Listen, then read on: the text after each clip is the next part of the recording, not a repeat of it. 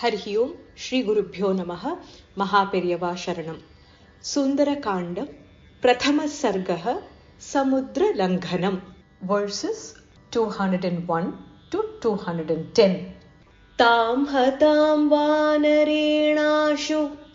पतितां वीक्ष्य सिंहिकां भूतान्याकाशचारिणी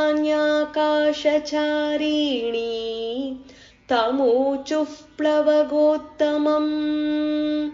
भीममद्य कृतं कर्म महत्सत्त्वं त्वया हतम् साधयार्थमभिप्रेतम्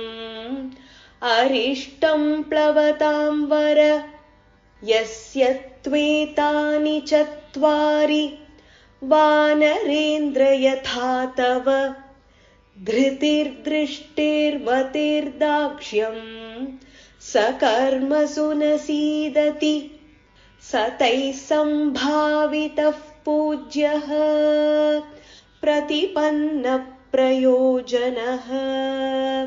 जगामाकाशमाविश्य पन्नगाशनवत्कपिः प्राप्तभूयिष्ठपारस्तु सर्वतः प्रतिलोकयन्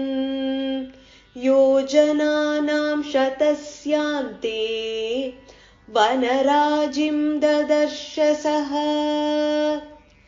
ददर्श च पतन्नेव विविधद्रुमभूषितं द्वीपं शाखामृगश्रेष्ठो मलयोपवनानि च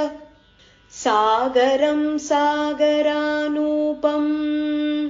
सागरानूपजान्द्रुमान् सागरस्य च पत्नीनां मुखान्यपि विलोकयन् समहामेघसङ्काशं समीक्ष्यात्मानमात्मवान् निरुन्धन्तमिवाकाशं चकारमतिमान्मतिं कायवृद्धिं प्रवेगं च मम दृष्ट्वैव राक्षसाः मयि कौतूहलं कुर्युः इति मेने महाकपिः ततः शरीरं संक्षिप्य तन्महीधरसन्निभम् पुनः प्रकृतिमापेदे वीतमोहैवात्मवान्